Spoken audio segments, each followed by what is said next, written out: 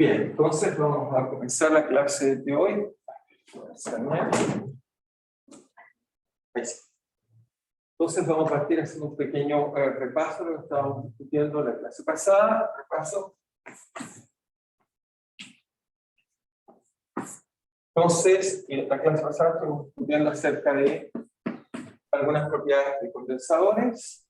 ¿Okay? ¿Cuáles propiedades de condensadores? Estábamos discutiendo si teníamos, primero que nada, un condensador que tenía una propiedad geométrica, que es la capacitancia, que es simplemente la carga que tiene dividido por la diferencia de voltaje, que tiene una carga Q y menos Q, y una diferencia de voltaje. ¿Ok? Y lo que vimos fue que si teníamos series de capacitancia en series, C1, C2, esto era equivalente a tener una única capacitancia equivalente, y era simplemente C, que era la suma de los recíprocos, C1, ok, más C2. ¿Ok? Vimos eso y también vimos otras cosas más. Vimos también que si las colocábamos en paralelo, entonces en este caso se sumaba. Teníamos C1, C2, en este caso vimos que el C equivalente era C1 más C2. ¿Ok? Así que hasta ahí habíamos más o menos llegado hasta ese tipo de cosas. Y lo último que vimos fue la energía de un condensador, que simplemente era un medio de la carga por la diferencia de voltaje. Si uno lo escribía en función de la capacitancia, entonces uno puede encontrar que esto era C por la diferencia de voltaje al cuadrado dividido por 2. ¿Okay? Esa es la propiedad importante. O a veces a uno le gusta también escribir en función de la carga. Es la carga al cuadrado dividido por 2 veces la capacitancia. Cualquiera de esas dos expresiones son completamente equivalentes. Entonces, eso es lo que habíamos visto. No sé si hay alguna duda o pregunta hasta ahí o estamos claros. ¿Estamos claros también? Si me dicen por el chat, solo para yo estar bien, que están entendiendo, simplemente me confirman si hasta ahí estamos bien. ¿Estamos claros hasta ahí? Todo claro, profe. Muy bien, muchas gracias. Ya, entonces, lo que íbamos a hacer un pequeño ejemplo que voy a tratar de ilustrarlo ahora, y este ejemplo voy a hacer una pequeña aplicación para ver cómo funciona esto. El problema que habíamos quedado, ahí quedamos en ese ejemplo, pero voy a tratar de explicar. Y este es el último ejemplo que vamos a hacer de cargas y cosas así. ¿Ok? ¿Cuál es el ejemplo? Imagínense que toman una placa metálica, que la voy a colocar en esa carga sigma uniforme, y abajo coloco otra placa metálica paralela con densidad de carga menos sigma. Y lo que voy a hacer es que voy a colocarle un medio dieléctrico hacia acá, que tiene una constante epsilon 1, ¿ok? Y supongamos que hay otro medio dieléctrico al otro lado, que lo convertimos con otro color,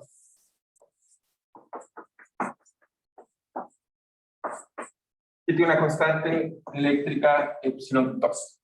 Y además, como datos, voy a suponer que esta distancia aquí acá vale L, y voy a suponer que esta distancia de aquí acá vale A, ¿ok? Y el espesor vale H, ¿ok? Y la pregunta que me quiero hacer, la pregunta que voy a tratar de resolver, es preguntarme si esta configuración le gusta o no al sistema. ¿Por qué me hago esta pregunta?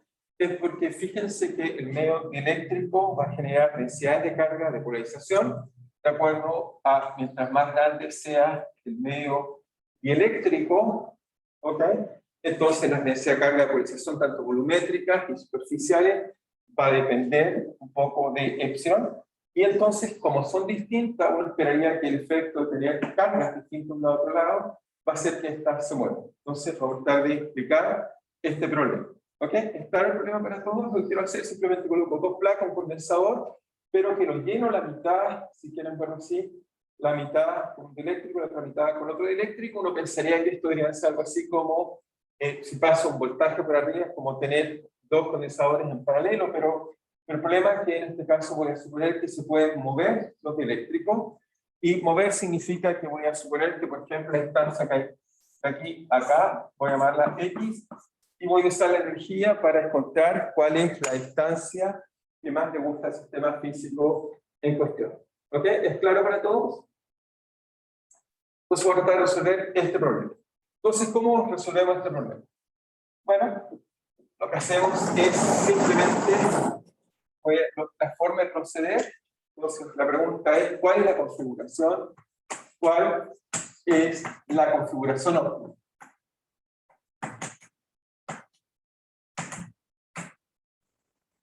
Óptima. Y entonces, la configuración óptima, ¿cómo puedo calcular cuál es la configuración óptima? Lo que calculo es simplemente la energía, pero para calcular la energía necesito conocer el voltaje y entonces, y además la capacitancia. Entonces, ¿cómo hago eso? Bueno, el campo eléctrico esencialmente de una placa, ya lo conocemos, el campo eléctrico de una placa simplemente que tiene carga sigma menos sigma, vale simplemente la densidad de carga, ¿ok? Partido por el épsilon del medio, ¿ok? Y en principio hay un 2, pero como son dos placas se cancela y está en la dirección que llamemos Z unitario, donde Z unitario está en esta dirección. Por lo tanto, el voltaje, ¿ok? El voltaje, como va a ser, va a depender de donde esté mirando, pero si tengo la mitad acá, una de allá, la única diferencia es que el voltaje para una va a ser simplemente sigma por la altura, la diferencia de voltaje, ¿cierto? Es H, entonces va a ser simplemente epsilon por H, porque simplemente me queda por Z, con signo menos, ¿ok? Y en el medio 1 va a ser epsilon 1, y en el medio 2 es exactamente lo mismo, epsilon 2. Así que hasta ahí todo bastante simple. Simplemente colocar los potenciales y uno encuentra que la diferencia de voltaje entre la placa inferior y la placa superior es eso que está ahí. Ahora, pero lo interesante no es esto, lo interesante es calcular, necesito calcular, digamos, la capacitancia del sistema. La capacitancia, por ejemplo, el medio 1, que está acá, digamos el de acá, vale simplemente la carga partido por la diferencia de voltaje. La carga, entonces, que hay acá, es solo la que está en esta zona que está acá. Y la carga ahí sería simplemente sigma por esta distancia que está acá, por esta distancia que está acá, esa distancia que está acá, por esa que está acá, y esa distancia que está acá, dije que valía x, ¿ok? Entonces sigma por x, la otra distancia es esta acá, esa valía a, ese es el área por densidad de carga, la carga total, dividido por el voltaje. Y el voltaje total, el módulo del voltaje sigma, partido por H, partido por epsilon 1. ¿Por qué le puse esto al voltaje? El voltaje es una escala. Y entonces, ¿eso qué nos da? Nos da simplemente que se cancela la densidad de carga. Esperamos que eso no dependa de eso, pero fíjense, depende de epsilon 1 por X por A, partido por, en este caso, H. La capacitancia 2 por analogía debe ser igual, debe ser epsilon 2 por A partido por H, pero la diferencia es que lo que me queda acá, la distancia, ¿cierto? Vale L y simplemente L menos X. Así que eso vale la capacitancia de una y la capacitancia de la otra. Por lo tanto, la energía, aquí viene la parte interesante, la energía sería simplemente la capacitancia de la primera por la diferencia de voltaje al cuadrado dividido por 2, más la capacitancia segunda por la diferencia de voltaje dividido por 2. ¿Y eso qué nos da? Bueno, la capacitancia de la primera la conocemos, es simplemente epsilon 1 por X por A partido por H. El voltaje es simplemente al cuadrado sigma por H, ¿ok? Por el lado al cuadrado, partido por epsilon 1 al cuadrado. ¿Ok? Nos quedaría eso. Y más, entonces, la energía del segundo. La energía del segundo es su capacitancia, epsilon 2 por A por L menos X, por su voltaje, que es partido por H, y su voltaje sigma por H también partido por epsilon 2 al cuadrado. Entonces, nos queda que la energía, aquí hay una parte interesante que nos enseña la energía. Este problema es muy simple. La energía es, bueno, tiene factores comunes, por ejemplo acá tiene X, fíjense H se cancela, que hay un epsilon 1, entonces, ¿qué es lo que tenemos? El factor Del primero si factorizo x y también tengo factor común sigma, entonces me queda, ¿qué es lo que me queda? Me queda simplemente, hay un epsilon 1, epsilon 1 al cuadrado, queda abajo, el h factor común, queda epsilon 1, ¿ok? Factor común, veamos qué es el factor común de x. ¿Por qué? A es factor común, sigma cuadrado factor común, con el que está acá, ¿ok? Y me queda h arriba, también es factor común, ¿ok? Y abajo, ¿y qué otro factor común nos queda? Nada más, simplemente fíjense acá, la única diferencia es que tengo exactamente 1 partido por epsilon, por x por a, por sigma cuadrado, por h, sin el cuadrado, cancelo un h, sin el cuadrado, y eso es. Y el otro término me queda igual, salvo que acá queda 1 partido por epsilon 2, veamos que es cierto, me queda epsilon 2, abajo, porque está acá al cuadrado, me queda x por a, por sigma cuadrado, por h cuadrado. Perfecto, ya subiste ahí, más una constante, que es lo que me queda en L, que la anoto acá, y simplemente epsilon, perdón, me queda a por L, el epsilon se cancela, va abajo, y me queda también como constante, que me queda arriba, sigma cuadrado, h. Así que eso nos da para la energía. Nos queda una energía que tiene esa forma que estamos viendo ahí. Y que tiene interesante es que la energía es una función de x. Y como la energía, hasta ahí, pues la alcancen a ver, muy bien, hasta ahí la alcancen a ver. Entonces, la energía, función de x. Entonces, la energía es una función de x y, por supuesto, una función de x. Y uno, obviamente, quisiera encontrar cuál es la energía mínima. Entonces, ¿cuál es el x con energía mínima? ¿Ok? X, por supuesto, está acotado entre 0 y n. Entonces, para hacer eso, uno simplemente toma la derivada de un a de x. Eso es algo así como la fuerza, si quieren verlo así. Sería la fuerza en la dirección x. ¿Ok? En la componente de la fuerza en la dirección x. Y eso que nos da, varía simplemente en este caso, si derivamos esta expresión con respecto a x lineal, nos queda que es 1 partido por epsilon 1 menos 1 partido por epsilon 2 de a sigma cuadrado por h. ¿Ok? ¿Y esto qué nos enseña? Bueno, y esta es la moraleja que vamos a sacar de este bonito problema. La moraleja que vamos a sacar de este problema es que la energía se minimiza cuando esta cantidad es así. Y por lo tanto, ok, no depende del x, pero hay una fuerza constante, y esta fuerza constante que vemos va esencialmente a depender de esto que está acá. ¿Qué es lo que nos está diciendo? Bueno, supongamos que el caso, entonces, observación, supongamos que el caso, si yo supongo que epsilon 1 tiene un medio dieléctrico y tiene una constante dieléctrica mayor que el medio 2, eso quiere decir que se polariza más el medio 1 que el medio 2.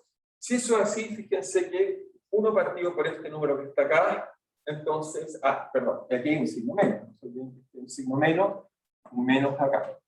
Entonces, me queda eso que está ahí, por lo tanto, si quieren, puedo introducir el signo menos adentro, me queda más, me queda menos, más. Por lo tanto, ¿eso qué me dice? Me dice que si epsilon 1 es mayor, entonces estoy redactando un número más chico, por lo tanto epsilon 2 es positivo. ¿Y eso qué significa en la práctica? Significa que si vuelvo a dibujar el sistema físicamente,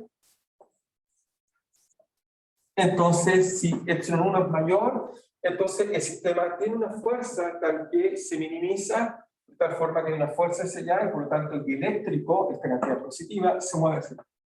O se trata de mover en esa dirección.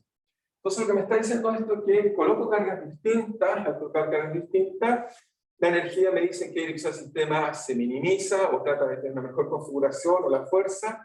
En este caso, el sistema lo que va a tratar es empujarse hasta sacar completamente el otro dieléctrico. Es decir, cuando coloco dos dieléctricos se pueden mover, lo que pasa es que uno empuja completamente al otro.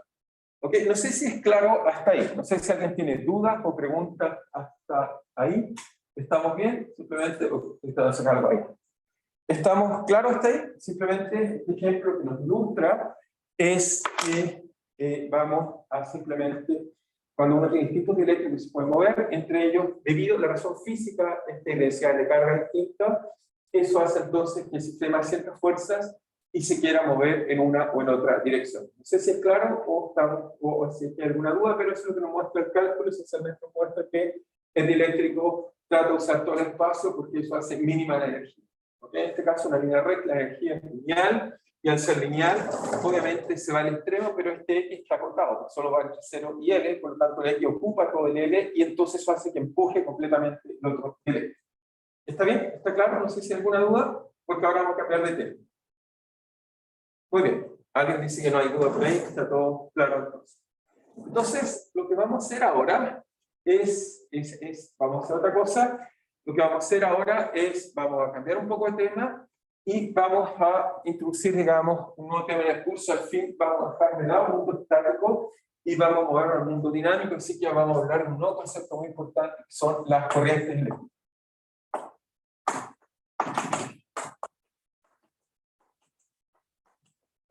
Esto en realidad va a ser algo que nos va a servir de mucho.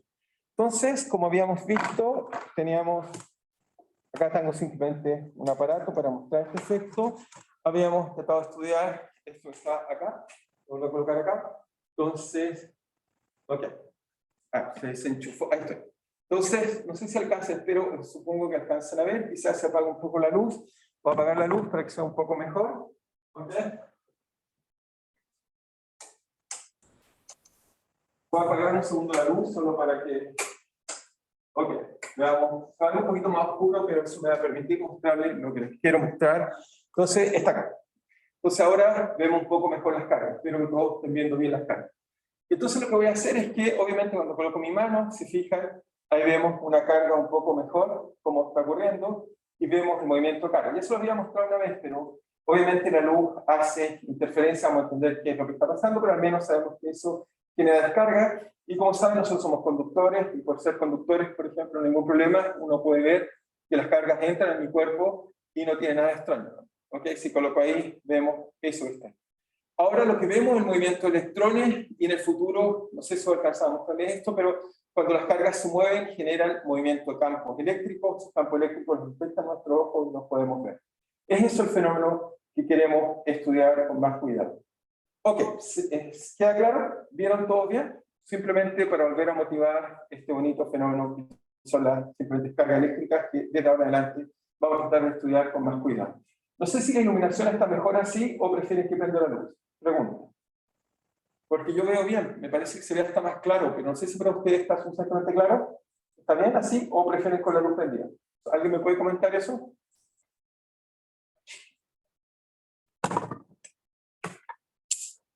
Según yo veo mejor así, profesor. Ok, vamos a dejar la luz así y vemos cómo nos funciona. Entonces, si vemos mal, podemos prender la luz. Entonces, la pregunta es cómo modelamos las corrientes eléctricas. Y entonces, esencialmente, como vieron, ¿cuál es la idea? La idea, bueno, uno se lo imagina más fácil en un conductor, porque es más fácil de imaginar, pero lo que uno tiene es, esencialmente, la idea profunda es que tenemos cargas eléctricas, y las cargas se mueven por alguna razón. ¿Ok? Ya vamos a tratar de explicar por qué, pero se mueven por alguna razón. Entonces, lo que hacemos es copiar la teoría de fluidos. En la teoría de fluidos aprendemos que, esencialmente, cuando el fluido, por ejemplo, no está lloviendo, si yo, por ejemplo, salgo afuera y coloco mi mano, sentiría que hay gotitas de agua que me pegan, y por lo tanto hablaría que hay flujo de agua. Ahora, lo que vieron recién, uno podría, si tuviéramos buenos detectores, diríamos que hay flujo de cargas. Entonces, ¿cómo damos cuenta de este movimiento de cargas? Entonces, las corrientes, si quieren, lo primero que vamos a decir, la corriente da cuenta de movimiento de cargas. Eso es obvio.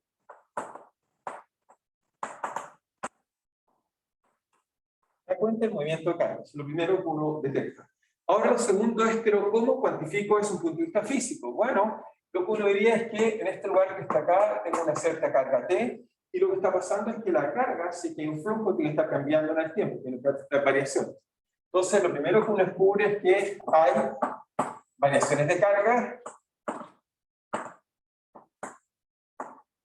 y para medir esas variaciones de carga, lo que hacemos es que mentalmente consideramos una superficie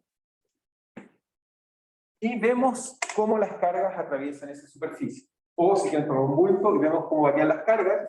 Pero el primer concepto que vamos a tomar es simplemente I, que va a ser simplemente la derivada, la variación de las cargas en el tiempo. Es decir, que lo que llamamos I, lo que llamamos corriente, es, bueno, obviamente si lo quieren pensar, es el límite cuando tomo la diferencia de dos tiempos, delta t, que tiende a 0, y me pregunto cuánta carga tengo en t menos delta t, o más delta t, si quieren, menos u de t, dividido por delta t.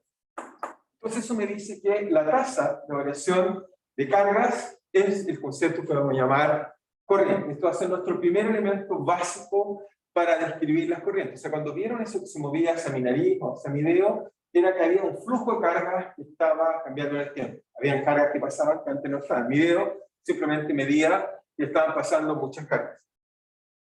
Entonces, ok, definimos esta cantidad que es la tasa de variación de carga, a eso llamamos corriente, pero la corriente obviamente tiene unidades, hay que introducir alguna unidad física que nos permita describir eso un poco mejor.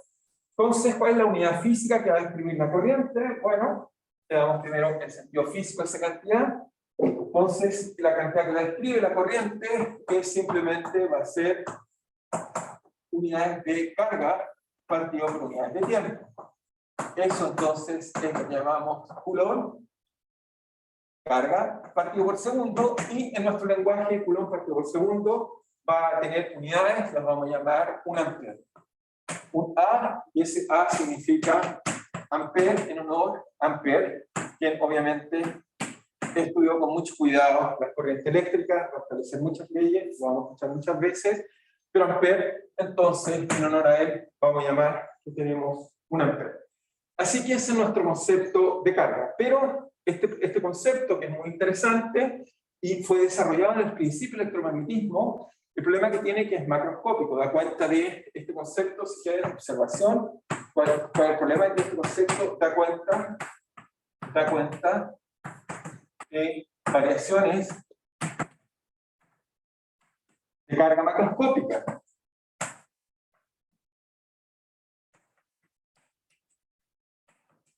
Pero nuestras teorías de campo eléctrico requieren el campo eléctrico local, requiero conocerlo en un punto, y por lo tanto me gustaría tener un concepto que fuera localmente la corriente quizá en un punto, en algo así. Entonces vamos a definir otro concepto que va a ser el compañero de la corriente, pero es microscópica, pero en la realidad, si uno ve la evolución histórica, la mayor parte de los conceptos que se desarrollaron fueron más bien macroscópicos. Sin embargo, tenían un correlato microscópico, y nosotros vamos a hacerlo obviamente de forma más moderna, entendiendo un poco las cosas desde el punto de vista microscópico, pero muchas de las leyes fueron más bien obtenidas a nivel macroscópico, es decir, para la corriente y no para la cantidad que vamos a introducir. Entonces, para dar cuenta del mundo microscópico,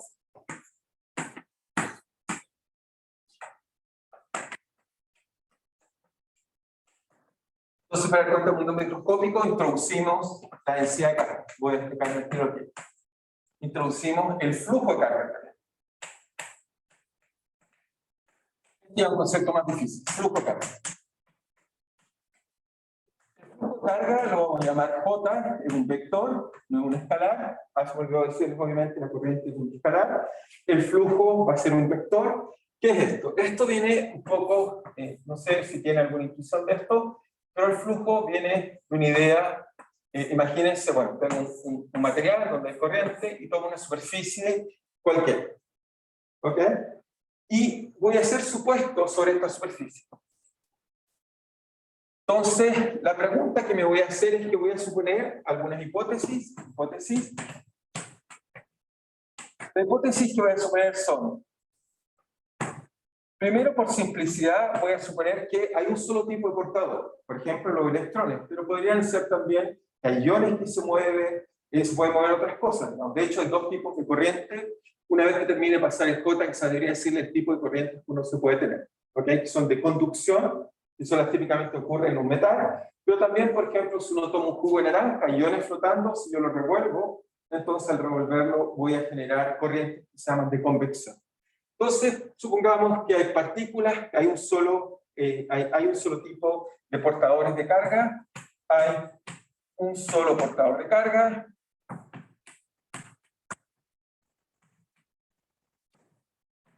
Y ese portador de carga, si quiere lo voy a llamar Q, voy a suponer que hay partículas Q aquí, y se están moviendo esencialmente así. ¿Ok? Las partículas Q que se mueven así. Después voy a suponer otra cosa que, bueno, por ahora son supuestos, pero obviamente uno los puede deducir de la teoría. Voy a suponer también que hay una densidad de carga. Entonces sea n el número de partículas por unidad de volumen.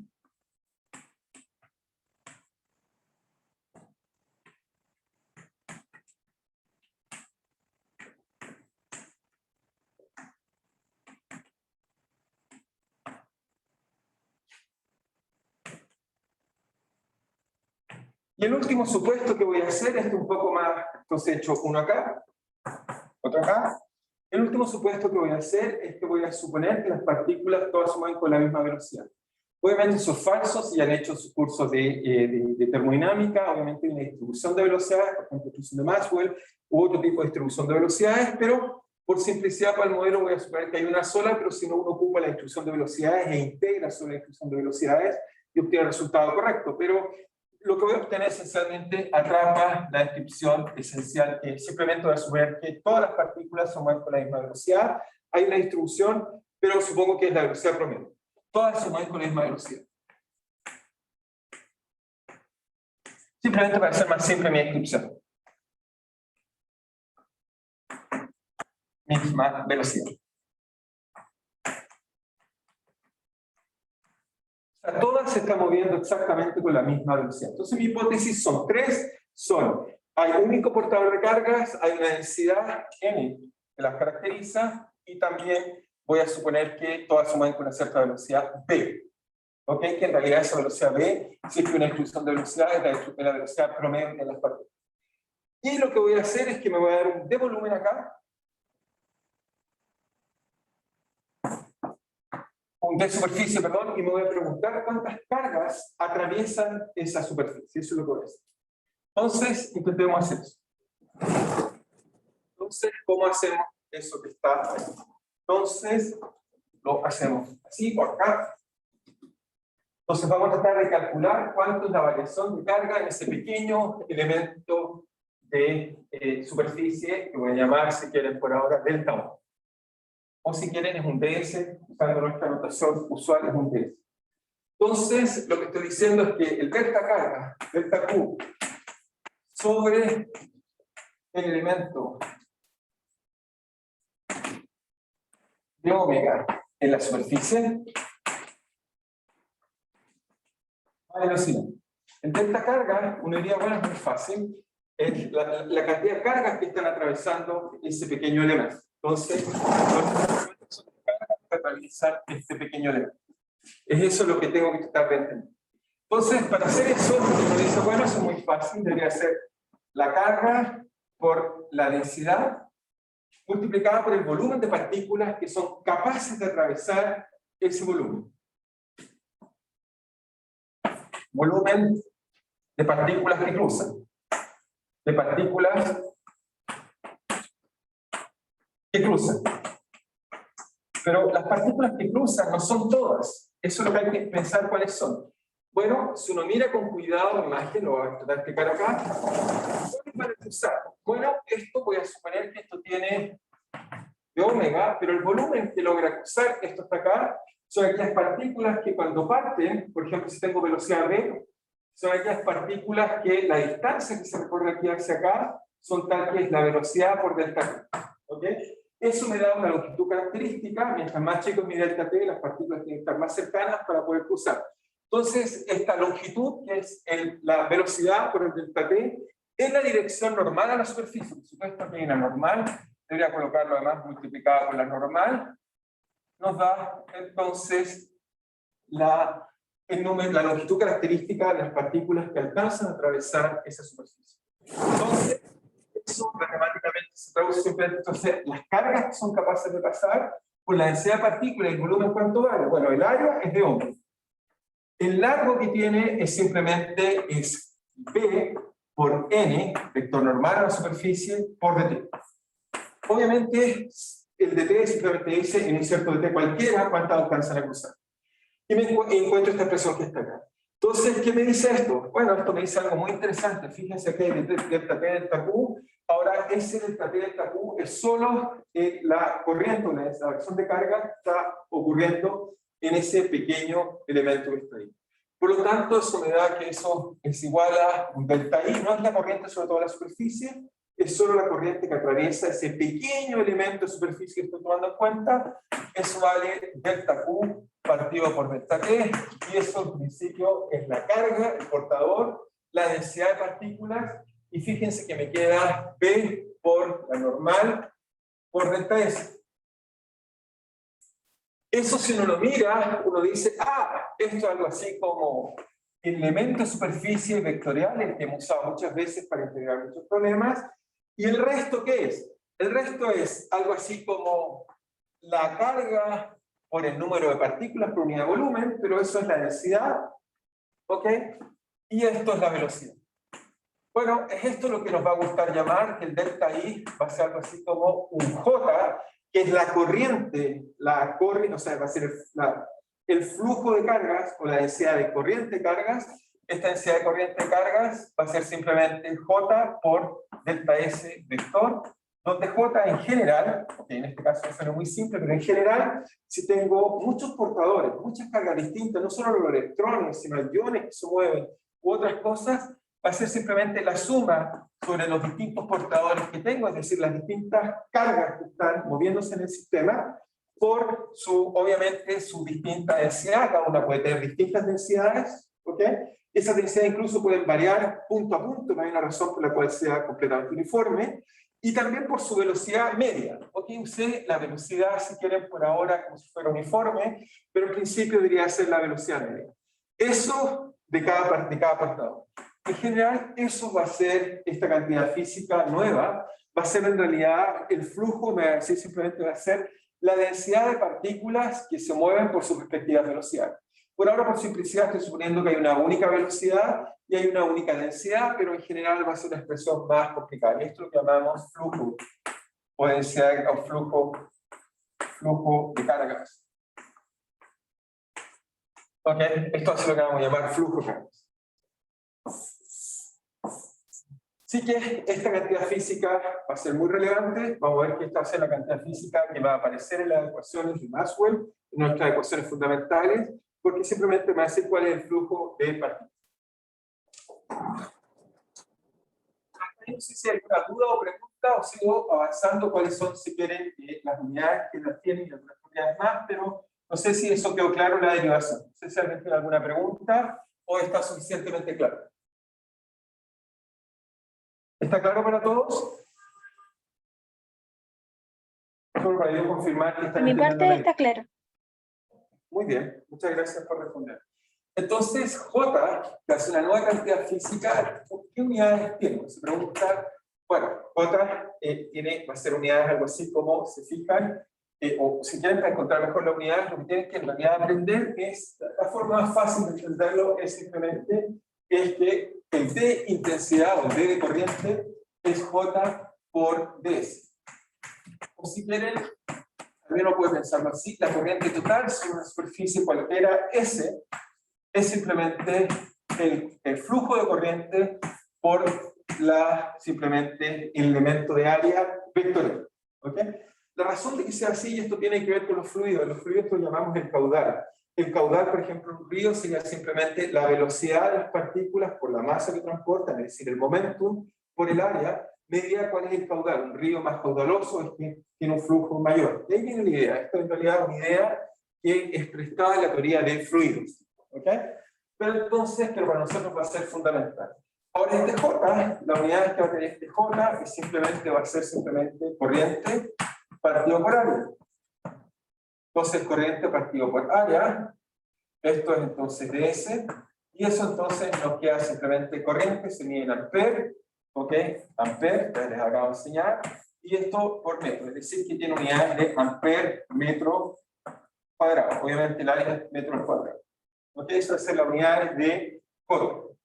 ¿Ok? Entonces, les dije que había dos tipos de corriente, quizás voy a ejemplificar eso, pero después vamos a hablar sobre el J. Pero una observación, entonces, tipos de corrientes. tipos de corrientes.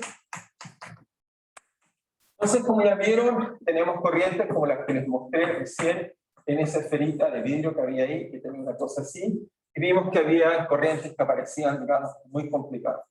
Esas corrientes que vemos ahí se deben simplemente, si quieren las podemos pensar, como tenemos también un cable y le aplicamos un campo eléctrico, eso hace que las corrientes se muevan. Ese tipo de corrientes que ocurren aquí las llamamos corrientes de conducción.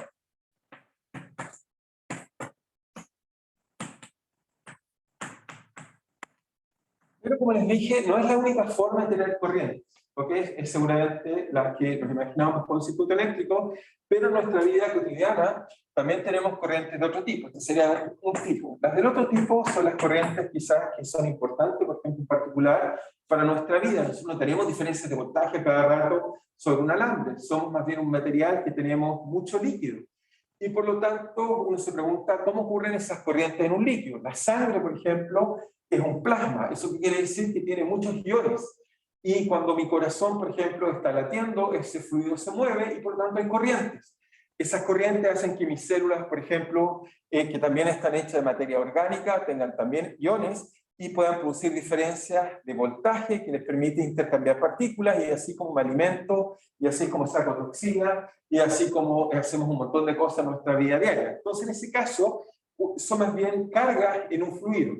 Entonces, la idea esencial de entender qué tipo de corrientes son esas, imagínense, tomo, si quieren, un jugo o un fluido, digamos, un fluido básico que falta la vida, pero si quieren un jugo, quizás algo más fácil, un jugo de naranja, por ejemplo, y seguramente muchos de ustedes hoy día están disfrutando, pero yo. Y en ese caso, lo que tenemos son iones que están, hay cargas que están por aquí. Y lo que hacemos típicamente es que, mecánicamente, el caso de la sangre es mi corazón, que simplemente está empujando este fluido sistemáticamente, pero podemos, por ejemplo, colocar una paleta y girar esta paleta, y lo que haríamos es que estas cargas se muevan. Entonces, estas cargas se mueven porque el fluido se mueve. En este caso hablamos de corrientes de convección.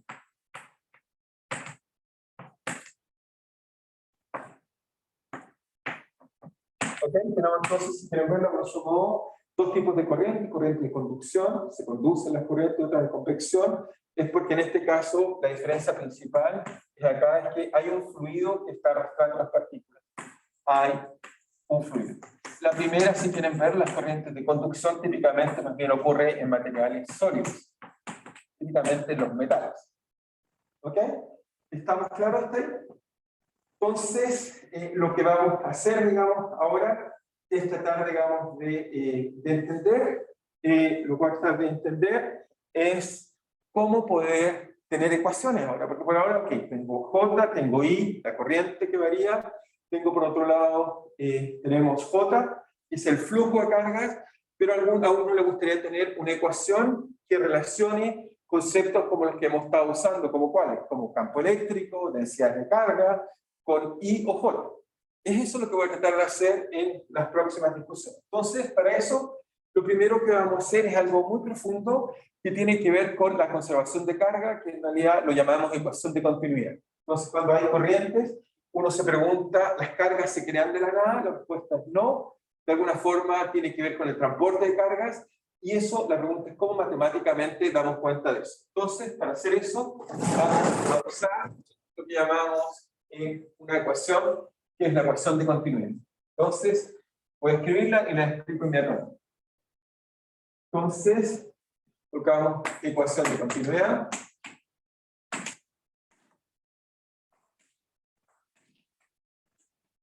Y esta ecuación simplemente me da cuenta de muchas cosas, me da cuenta si hay creación, transporte de carga.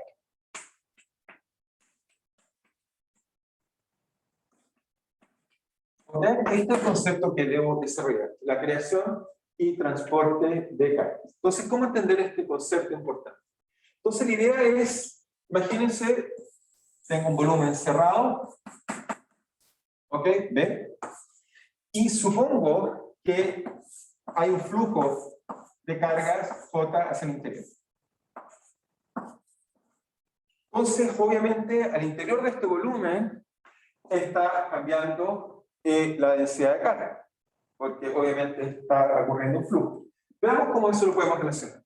Entonces, por un lado diríamos que la corriente sobre este volumen es simplemente la integral de volumen, en este caso, una integral de superficie, perdón, que corresponde a la frontera de este volumen. ¿Ok? Y en este caso diríamos que J por ds. ¿Ok? Tenemos este. Pero por otro lado, I, uno se pregunta, I es simplemente la variación de T a de carga.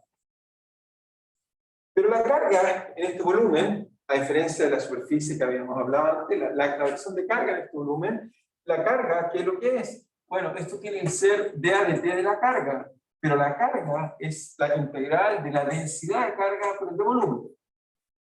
¿Ok?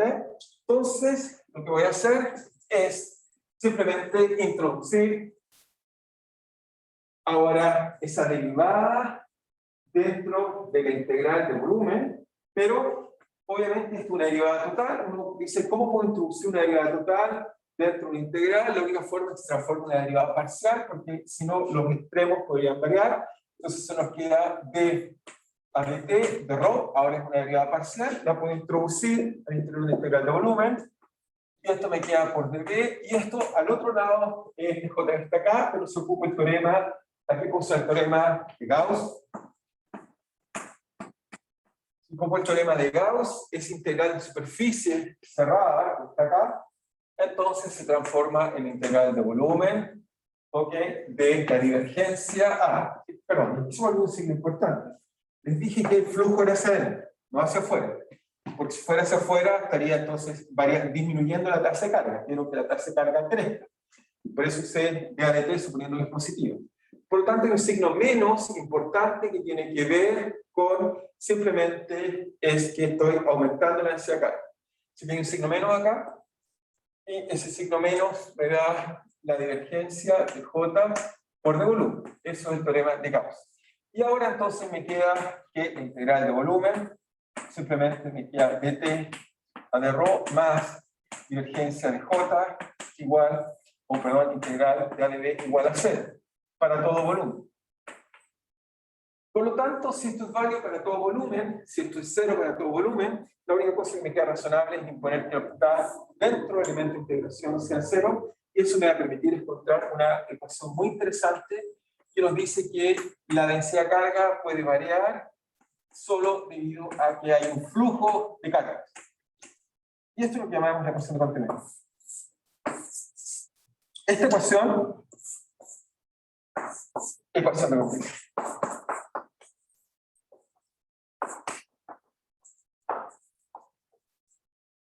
Esta ecuación de continuidad, bueno, ¿por qué llamamos ecuación de continuidad? Bueno, es una ecuación muy importante porque nos dice que en la naturaleza, nos dice esencialmente, si la densidad de carga varía es porque hay un flujo de carga. No es porque hay una fuente de carga, no es que las cargas aparecen de la nada.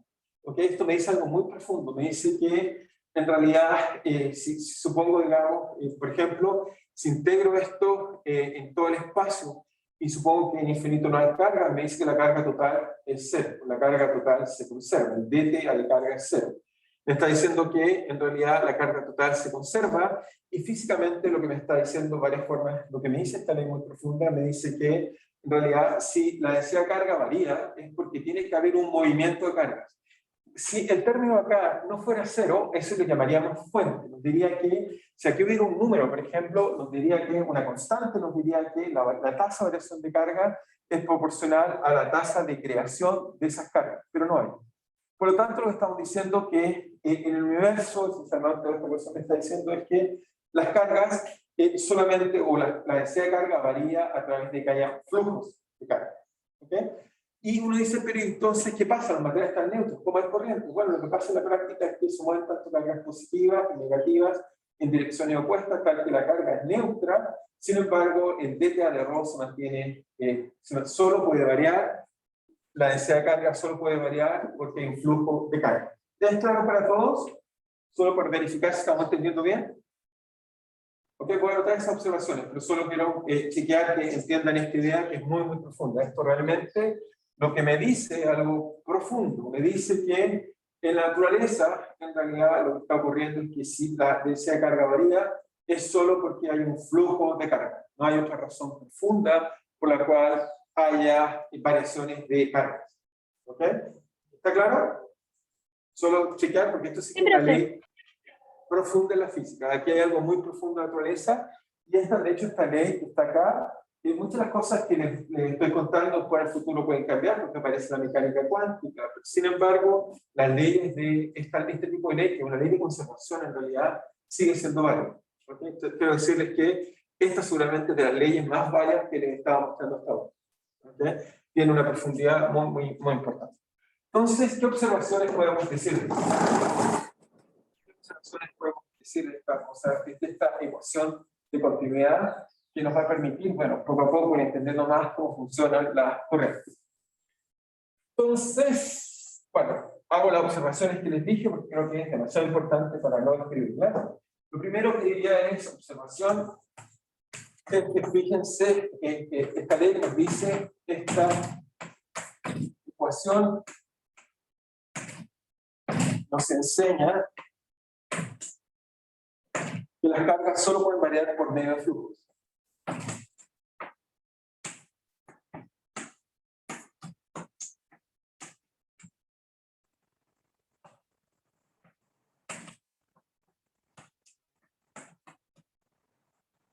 Eso dice, por ejemplo, si en la naturaleza se llegara a crear una carga, se tiene que crear una pares, positiva y negativa, de tal forma que no cambie la carga total. ¿Cómo lo entendemos eso? Bueno, muy fácil. Si tiene T a dt de ρ, y se imaginan esto menos J así, si lo integro en todo, por ejemplo, hago toda esta relación, la calculo en todo el volumen existente en el universo, si quieren, en todo el universo.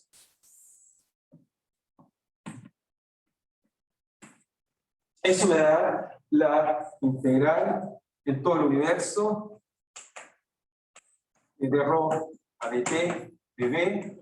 Eso me da simplemente la tasa de variación. Saco el dt hacia afuera, me queda la integral de ρ en todo el universo de t. Eso me queda que entonces es la variación de la carga total de todo el universo. Por el otro lado, me queda que entonces la variación de carga de todo el universo es simplemente igual a menos integral de la divergencia de J. Eso ya sabemos que es simplemente la integral Gauss, la aplicamos Gauss. Entonces eso nos queda que va a ser el flujo, okay, evaluado en el borde del universo. Aquí, borde del universo, o sea, más claro, borde del universo. Y si entonces el borde del universo, como estamos al borde, no hay nada más allá, no tenemos flujo. ¿Okay? Por lo tanto, esto tiene que ser cero, porque nos queda evaluado en el borde del universo. El borde del universo no tiene flujo. ¿Okay? No flujo que sale hacia afuera. Si saliera hacia afuera, tendríamos más que el universo. No sería su borde. Y por lo tanto encontramos que el universo tiene que tener una carga total constante. ¿Ok? Creemos que, por las observaciones astronómicas, creemos que la carga total es cero. ¿Ok? Pero bueno, es un acto de fe, pero al menos esta ecuación nos dice que la variación total es cero. ¿Ok? Nos dice que es constante, nos dice cuál es esa constante, y lo que creemos es que no hay un desequilibrio, simplemente el universo creemos que, o pensamos, que es neutro, porque nos gusta pensar que es neutro, pero necesariamente es neutro. ¿Vale? Eso lo trato de decir, eso no lo sabemos porque, bueno, todas las observaciones son consistentes porque es neutro, pero esto no nos lleva a la conclusión que es neutro, nos dice que es simplemente constante. Podría ser muy pequeño, pero podría haber un pequeño desbalance por alguna razón que sería difícil de explicar ahora, pero simplemente nos dice que es neutro. ¿Ok? Así que tenemos esta ley de continuidad. Entonces voy a hacer un ejemplo cómo funciona esta ley, porque esta no es una ecuación de derivadas parciales, que por primera vez tengo el tiempo y el espacio, y por lo tanto puede generar algunas cosas interesantes. Así que voy a hacer algún ejemplo para ilustrar. No sé si les quedó duda acerca de la carga del universo, pero los dejo pensar, siempre hay algo importante, pero simplemente una conclusión de esta ecuación. Así que Entonces, vamos a hacer un pequeño ejemplo para ilustrar esta ecuación de continuidad y cosas tiene.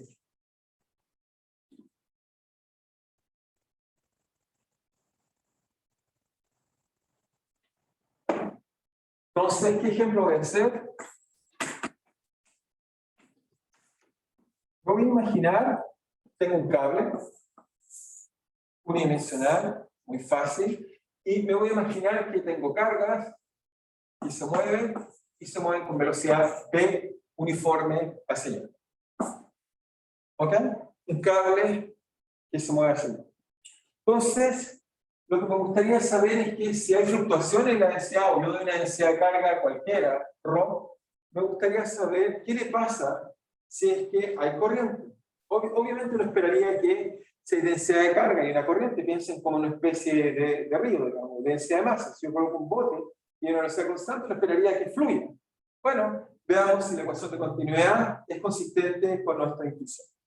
Entonces, en este caso, la ecuación de continuidad nos diría que el dt a de ρ, que también se escribe así, es simplemente, en este caso, la divergencia de J igual a 0.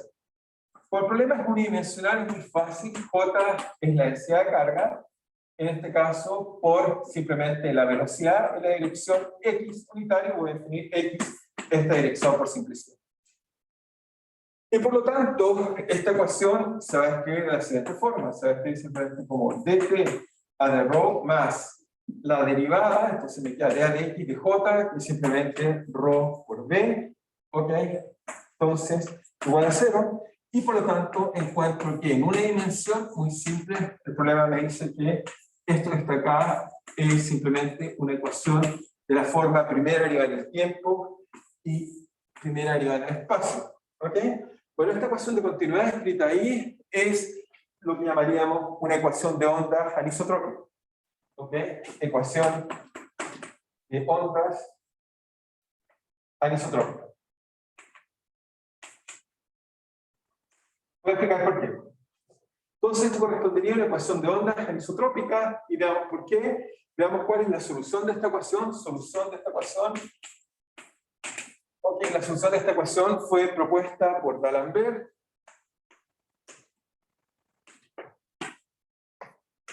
Ok, no por estudiar esta ecuación, sino estudiando la ecuación de ondas, pero me aprovecho el resultado de D'Alembert para resolver esta ecuación. Entonces, ¿qué es lo que haría D'Alembert para resolver esta ecuación? Bueno, quería muy simple, mira, busquemos soluciones. Ansat diría, mira, busca una solución de ρ, que en principio es función de t y de x, porque hay una ecuación de líneas parciales de t y x. Me diría, mira, busca una solución tal que sea igual a una especie de ρ0, pero ρ0 va a ser tal que t y x están ligados, no dependen de cualquier forma. Fue D'Alembert que se cuenta esto. Y va a decir que la solución va a ser la forma de x menos bt. Y vamos a ver que eso corresponde a un pulso que se está propagando. ¿Y ρ0 qué es? Va a ser la condición inicial. T igual 0, si t es 0, ρ de x me dirá cuál es la condición inicial. ¿Ok? Y veamos qué nos da esto. Bueno, para ver que esto es muy fácil, si uno, por ejemplo, calcula la derivada parcial de a de t de ρ, de este Ansat. ¿Ok? Ansat, acuérdense de adivinanza, sería simplemente, esto por regla de cadena, sería ρ0 a d el argumento, déjenme llamar el argumento z, x menos bt, por dz a dt, donde z vale x menos bt. Por lo tanto, esto nos queda que es ρ0', derivada de su argumento, y dz de t, si z vale x menos bt, simplemente vale menos p. Por lo tanto, esto es menos de ρ0'. ¿Ok? Y si ahora calculo la derivada de a de x de ρ, aplico la misma regla de cadena, suponiendo que el argumento es z, que vale x menos bt, y que simplemente va a ser ρ0', la derivada del argumento, y ahora derivo de ρz a de z, y ahora de z, pero de z de x, de z a de x, y eso simplemente nos da que vale simplemente x y z, hay una constante 1, así que vale ρ0'. Así que lo que va a contar D'Alembert con su Ansat es que la derivada en el tiempo de ρ es simplemente igual a la derivada prima multiplicada por menos b, y la derivada en x vale ρ0. Veamos que eso nos muestra que cualquier solución rho cero es solución de la ecuación inesperada. Entonces, ¿cómo hacemos eso? Reemplazo la ecuación de continuidad o la ecuación de onda anisotrópica, en este caso, muy simple, y veamos que ya me empieza a predecir algo bastante interesante e inesperado. Entonces, ¿qué es lo que me predice eso? Me dice simplemente, me dice que ahora la primera ecuación de dt rho más dx rho igual 0, reemplazo acá dt rho cuando uso lanza de D'Alembert, de que acá vale menos b, hay aquí un b, por supuesto, b por rho 0 prima, ok, más b por dx que vale simplemente rho 0 prima. Obviamente, esto se satisface trivialmente, se cancela esto con esto, luego, efectivamente, luego rho 0 de x menos bt para todo rho 0 que sea diferenciable. Para todo rho 0 diferenciable de solución.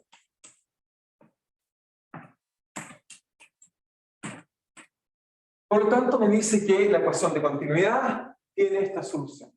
¿Qué significa físicamente? Entonces, uno primero tiene que ser interpretar rho 0.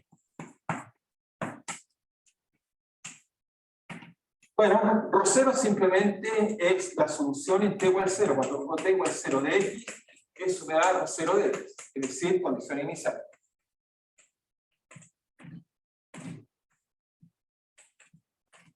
Eso me da la condición inicial. Después, entonces, si hago un gráfico, lo voy a hacer acá. Voy a graficar, si quieren, x, y acá, si acá grafico el tiempo. Tratemos de ver cómo podemos entender. Y en el eje vertical voy a graficar r rho de x, t. Entonces esto me dice que si en el cable tengo una condición inicial, supongamos que hay más densidad en una zona que en otra, por ejemplo, me lo puedo imaginar así, eso sería rho 0 en t igual 0. Y después me dice que la solución simplemente es la misma solución, pero lo que estoy moviendo es que estoy moviendo esto, cuando mueva este 0 entre cualquiera, es como que moví x menos x0. Es como que cambié el origen. ¿Ok? Piensen en su cabeza, por ejemplo, que la ecuación inicial es una secante hiperbólica. Si una secante hiperbólica, la secante hiperbólica es 0 cuando el argumento es 0. Pero si yo cambio el argumento, porque estoy cambiando el argumento, estoy cambiando el origen del argumento, y por lo tanto es como que estuviera moviendo el máximo. Y eso es lo que va a pasar. La solución, si la grafica en un instante posterior, lo que va a hacer algo así.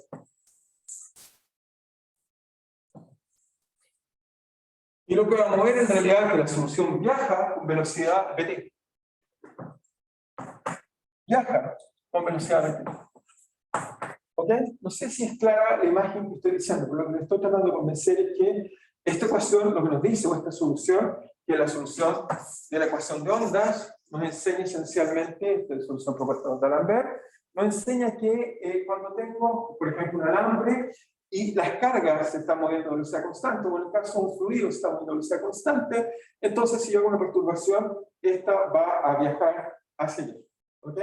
Y en este caso está viajando incluso sin deformación. En el caso de un fluido, si lo coloco un bote, deforma mucho el medio, va a generar también disipación, pero en este caso, si las cargas suman con velocidad constante, se va a trasladar entonces sin ningún problema a una velocidad bt constante. Así que la ecuación de continuidad que nos enseña esencialmente, simplemente remarcar, importante es que si yo tomo un cable y tengo cargas que se mueven hacia acá, entonces las cargas se van a dar, o la densidad de carga en este caso, estoy ni siquiera hablando de las cargas, estoy hablando de la densidad de carga. Lo que me dice es que las cargas se van a mover como un sólido rígido, se van moviendo sin deformación hacia una dirección. Así que eso es lo que nos enseña esta ecuación profundamente. Nos enseña que, dos cosas por ahora, nos enseña, solo para concluir algo interesante, nos enseña que las cargas, si varían, la densidad de cargas si varía, se debe de un flujo, en este caso es un flujo. Obviamente el flujo es J por ρ. En este caso vemos que el flujo en este caso también se está moviendo. El flujo en este caso sería simplemente B por ρ0 de X menos BT. ¿Ok? Nos diría que también se mueve en la dirección, por supuesto, de un vector, en dirección X unitaria. Entonces, eso nos diría eso. ¿Ok? Entonces, lo que vamos a hacer prontamente, espero la próxima clase, solo para decirle en qué dirección me voy a mover, vamos a tratar de empezar a entender un poco más qué pasa realmente en la propagación de la corriente en un material, y vamos a descubrir un fenómeno inesperado que llamamos la ley de Ohm. Seguramente es la primera vez que nos vamos a alejar fuertemente de la descripción de Newton. Vamos a ver que aplicar una fuerza no implica que el objeto acelere, sino que va a implicar que el objeto se mueve a velocidad constante. Eso va a ser la conclusión física que va a descubrir Ohm, y que esencialmente se debe a que cuando los electrones se mueven o las partículas se mueven, tienen tantos obstáculos que en realidad no, a pesar que le aplica una fuerza, lo que van a encontrar como equilibrio es una velocidad constante promedio, ¿ok? Y no una velocidad que crece, crece, crece, a pesar que aplica una fuerza. Así que esta va a ser la primera observación de alguna forma que se aleja un poco a la visión de una fuerza implica aceleración, y que bueno, fue medida y da todas estas explicaciones. ¿Ok? No sé si tienen alguna pregunta o duda, o estamos bien. No sé si hay alguna duda o pregunta, o estamos bien. Por mi parte no hay dudas, profesor.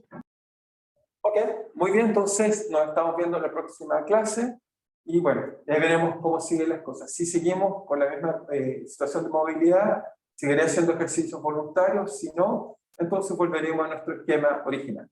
¿Ok? Bueno, cuídense entonces, nos vemos. Ya, profe.